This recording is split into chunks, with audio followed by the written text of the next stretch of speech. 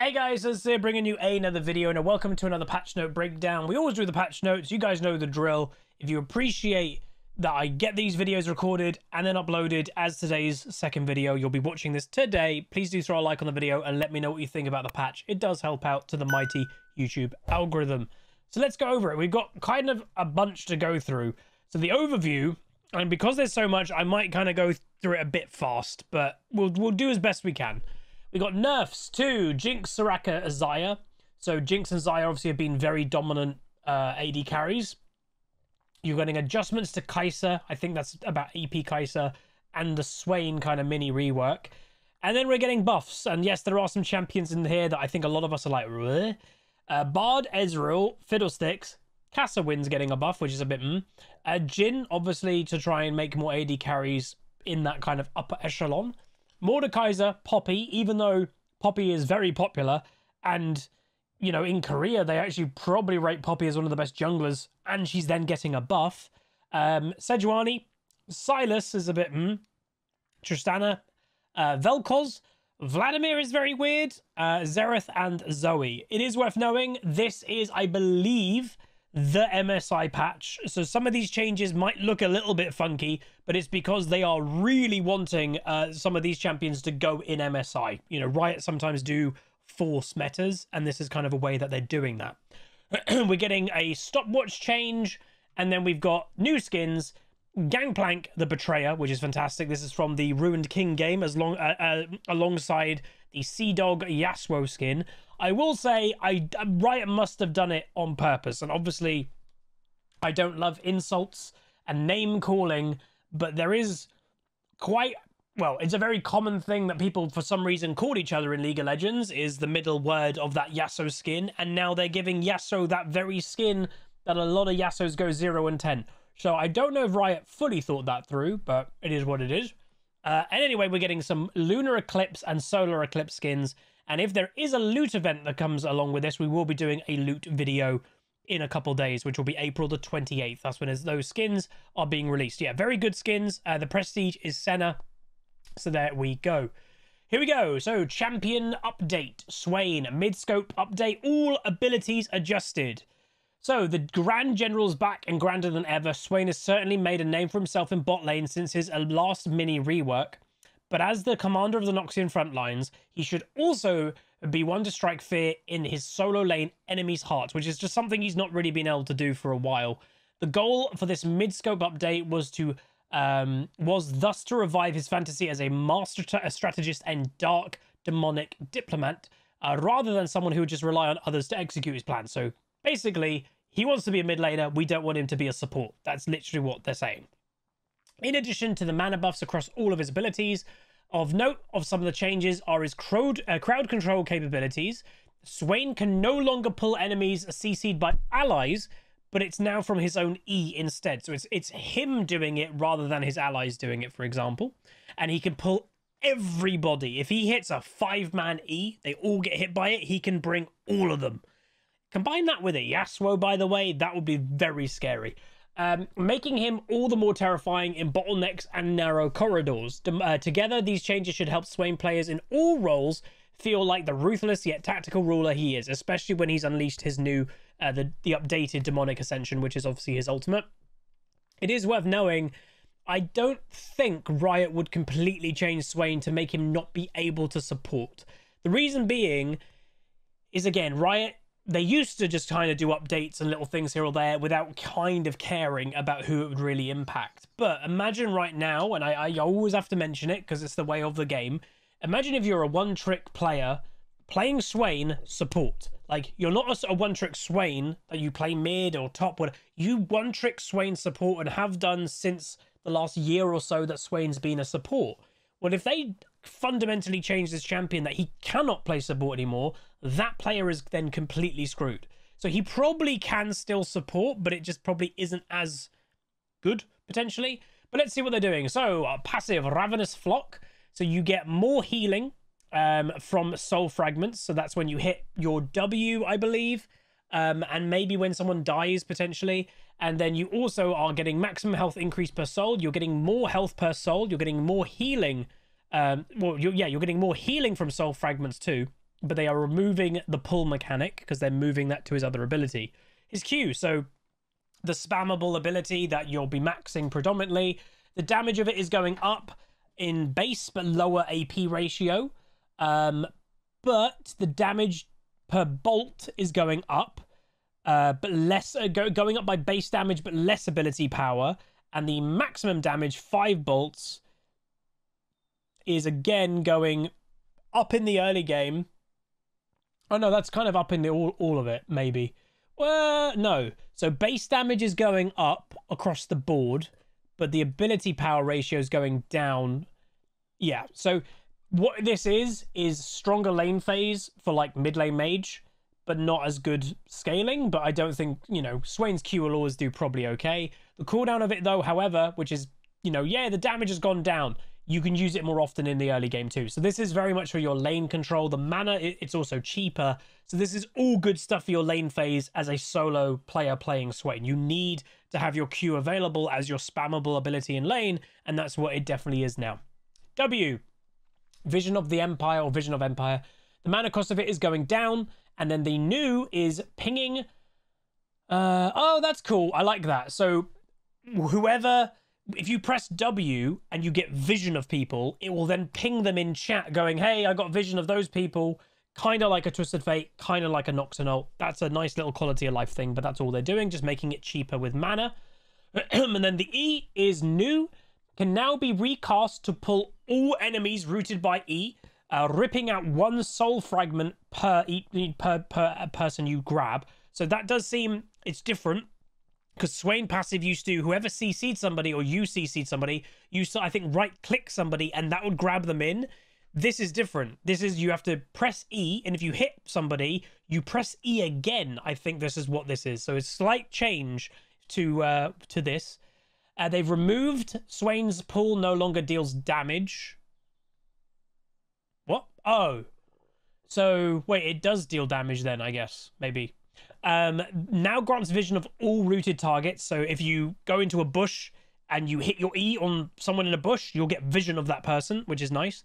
And then the demonic discount. E, Nevermore's cooldown is reduced 20% during his ultimate. So when you're in the big chicken demonic form, your cooldown is lower so you can drag people in you. So that's good.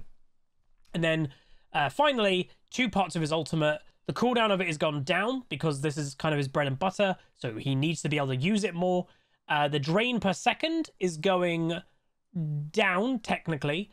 The drain heal per second is also going down. Well, it scales better, basically. It scales better. He's no longer gaining bonus health. He's now, it's not 12 seconds anymore. It's a new mechanic called Demon Power. So the way it works is Demonic Ascension grants him 50 demon power, which decreases at an initial rate of 10 per second. So, you know, if you don't do anything, it will just last 5 seconds. But Swain gains 20 demon power per second while draining enemy champions. So you start at 50. I think 100's the cap. So if you go into the middle of combat very quickly, you'll probably get up to the 100 and then it will last 10 seconds. But in theory, if you have a really long team fight, you could be in your ultimate for 30, 40 seconds. That's the thing. It doesn't cost mana anymore. It costs demon power. Swain gains 20 demon power per second he's draining enemies. So there's that. And then after 2 seconds of his ultimate, Swain can recast his ultimate. And then it only can be cast once and it does not end. Wait, and it does not end Demonic Ascension. Oh, snap. So that big boom that he used to do, which used to end his ultimate, it doesn't end his ultimate anymore. What? That's really weird. So while you're in your ulti, you can stay in your ulti, and when you think it's the best time to throw the burst, you can throw the burst, but stay as the drain mage. That's kind of weird. The ultimate, the burst of it has gone up. It also slows enemies by 60%, decaying over 1.5, but they've removed that part. Damn, okay, we'll be playing Swain in the next few days for sure. Bard, and again, that all looks really good to me, by the way, but I don't, you know, we've just spent like over 5 minutes talking about one champion and there's a lot of updates to go. Passive, we might go quick, rapid fire some of these. Bard, passive damage, meat scaling increase, W base maximum heal increase. Bard buffs, Bard's always a good competitive pick because he does highlight the strength of roaming as a support, and that's what pros are good at. Ezreal. Oh, cooldown now decreases with rank. That's a nice quality of life change for Ezreal. His ultimate is very powerful. If you do land it, that's always going to be a good thing. But as I've always said, for Ezreal to be viable, you need to play Ezreal at 90% as best you can, where other AD carries may only need to play 75% as good as they can. That's the problem with Ezreal.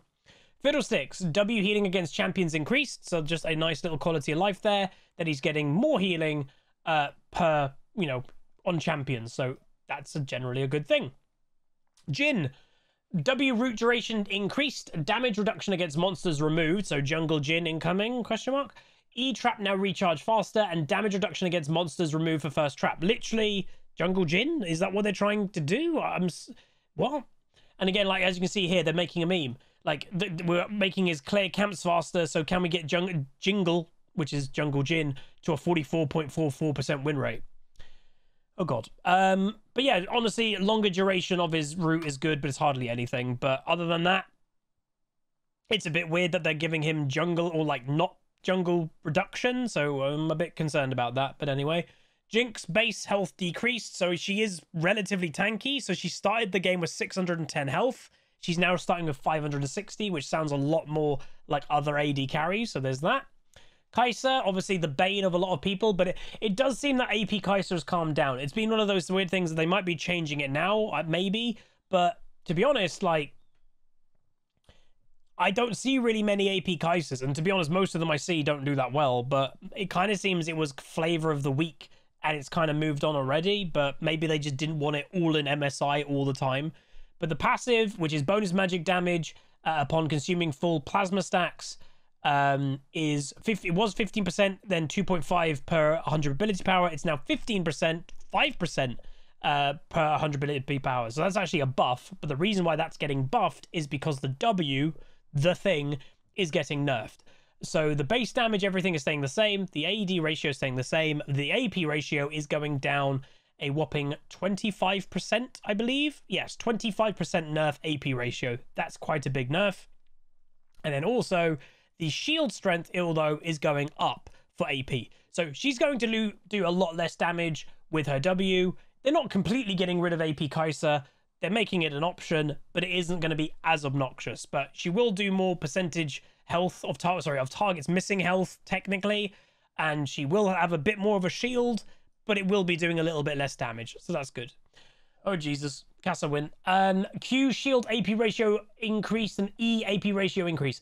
I still will not ever believe that this champion needs a nerf. I know Riot mainly just go off data and they don't really play the game, and this shows, because Kassadin still to this day before this buff is unhealthy to play against. He's really strong in the early game now. Like, he's not weak.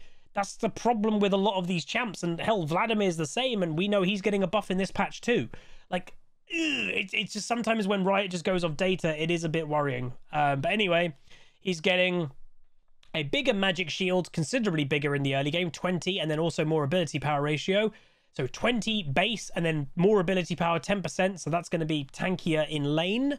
And then his E, the magic damage, is just simply going up by 5% more ability power, so more damage for Kassadin too. Oh boy. Mordekaiser, passive move speed increased, now increases at level 6 and level 11. So when he's got his passive up with the big AoE, he always used to get 3% movement speed. He's now getting 3, 6, 9. Very nice quality of life change to help Mordekaiser stay on top of people. Poppy. So, again, I said Korea loves Poppy jungle. They really kind of value it heavily, so potentially see it already at MSI, and then now it's getting buffed again. So the cooldown of the W is being buffed by 4 seconds. That's really big. That's huge, because that's denial of movement, which again, movement is very, every champion's got movement. So that's a big thing. And then the ultimate, the knock-up duration's going up. The missile speed is going up, like, quicker. The knockback distance, you're going to get knocked back even more at maximum rank. And the refund, if you cancel your ulti, is going to 15 seconds instead of 30. So that does seem to be a nerf. But other than that, it seems pretty good. Sejuani, passive frost armor timer now decreases with level. Okay, so it can come up cooldown quicker the later the game goes on. It used to be 12 seconds across every rank. It's now going to 6 seconds. So when you get that kind of spike in armor, you can get that more often now, scaling into the game. So that's going to make a very tanky Sejuani more often. Soraka, W heal AP ratio decreased, so a nerf to the banana. So it is a 5% AP ratio nerf, and also a base heal nerf starting at rank 2 by 5, and then up to rank 5, it's a 20 base nerf with also a 5% ability power nerf. So that's just straight up a nerf to her healing of a W. Sylas. So again, I still think this guy's kind of insane, but they're not doing anything crazy. They are just reducing the cooldown of his ult. I was going to say, if they did anything with his E, W, Q, I think they'd be kind of losing their minds. So yeah, that's just a cooldown reduction of his ultimate. I still don't think he needs a buff, but of anything, fair enough. Tristana. So again, they're trying to introduce other AD carries potentially, other than Jinx and you know, other than Jinx. And obviously we have AP Kai'Sa in bot lane and whatever. Obviously Aphelios pros have rated incredibly high. You know, again, even when I did that video the other day going Aphelios is about to take over, again, you always get kind of new players or something going, oh, but he's got a 44% win rate. Again, the strongest champions in historically in League of Legends history have all had negative win rates pretty much. Azir, when he got nerfed, mega nerfed, he had a 44% win rate. Ryze constantly gets nerfed with a negative win rate at the low 40s. Win rate is not an indication. Like, I can't stress that enough. I've been saying it for years. When you take a skillful player on a scaling champion like an Azir or something like that, or a Aphelios, the overall win rate means sod all. If the skillful player can use that champion to what they're supposed to do, they can take over a game. That's the point.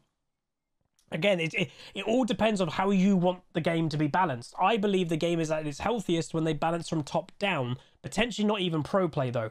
Challenger level play, but solo queue is where I think they should balance the game to.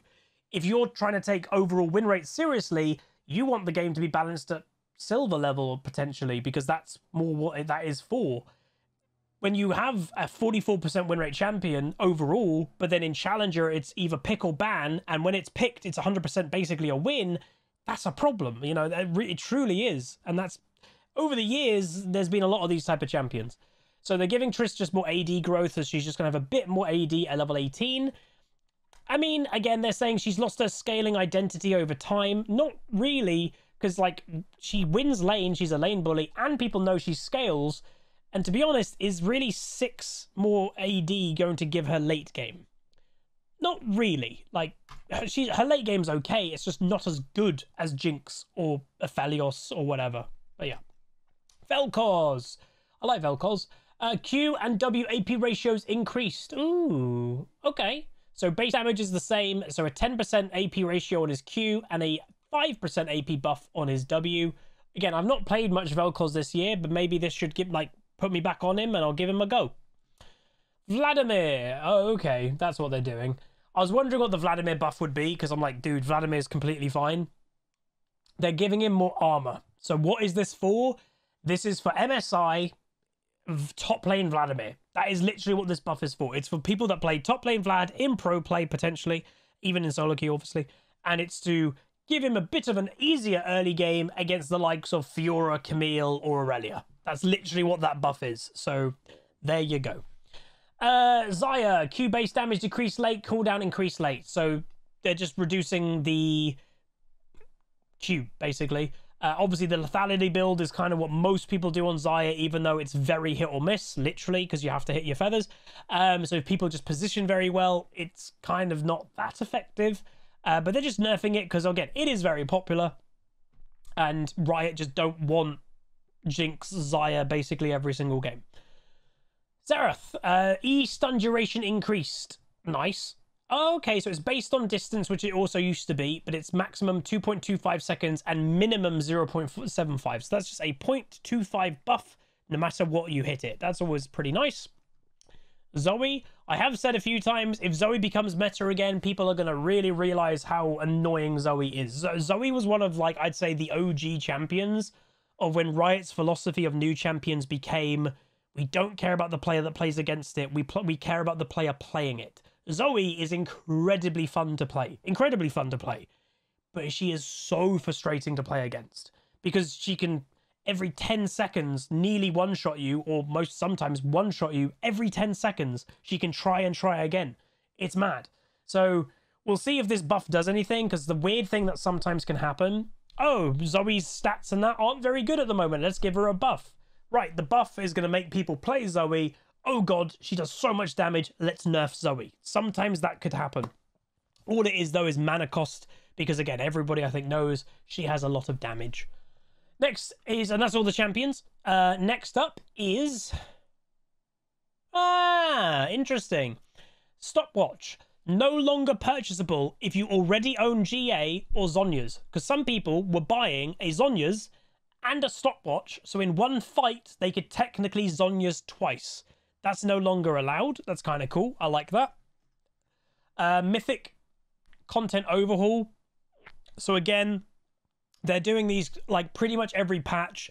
It's the loot system, and for the most part, like it does seem, whether this says it or not, but it does seem more or less that we're getting less out of the loot system. I think that's kind of what most people have kind of concluded. But it is what it is. But it also does seem that like they're giving a breakdown, because yes, there is an Eclipse skin potentially, so we will be, it looks here, we will be doing a Eclipse loot video, so there's that. And that might be it. So masterwork milestones, Piltover Clash, bug fixes. I've always said, if you see a champion that you play, feel free to read it. But yeah, and there's all the new skins. But there we go, everybody, a bit of a long one there. So, and I actually just realized I thought we were going to go really long in this video, because we literally spent, you know, 6 minutes on just Swain. But then I realized we've actually gone through the rest of it very, very quick. But just to kind of give it the overall, a lot of changes. Some are very clearly just for MSI, very clearly. Like Vladimir is probably the biggest example of that, is literally just because MSI is around the corner. Are there any like outlying champions that I'm like, dude, that has to get nerfed? Well, that's the thing at the moment. I'd say no. The game does feel balanced. I can't believe I'm using that word, but the game does feel balanced. It's just, again, it's high damage. So if you like, the game is balanced for being as crazy high damage as it is. That's the thing. It's compared to last season, and this is where maybe it's a good comparison. The game right now is way better when it comes to balance than it was last season. Last season was an absolute mess. Like, you could have convinced me that the balance team literally just had a dartboard and they were just throwing it at like a blind wall. Like, you literally could have convinced me that was happening. This year does seem to have a bit more focus, which is good. And, you know, unhealthy things, they do seem to be changing when they become a little bit too unhealthy as well, which is good too. But, yeah, let me know if you guys think there's any champions that are missing. Off the top of my head, I can't really think of any. Are there any champions that I feel should get buffed? Well, again, that depends what you want the meta to be. I actually am predicting there's going to be a shift and there's going to be a tank meta eventually, because what Riot have said about a new upcoming champion in their recent dev video or blog about new champions, they are releasing a skillful top lane tank later this season. And right now, it's not really a tank meta. You can play some tanks like Zac, because he also does a lot of damage. But they will not want to release a champion, a brand new champion, in a meta that it doesn't fit in, because no one will want to buy it, no one will want to play it. So kind of expect potentially a shift in the meta. That's what I have to say. But anyway, that's going to be it. If you guys did enjoy this patch note video, please do throw a like on it, throw a comment, throw a subscribe. I'll see you guys next time. Goodbye.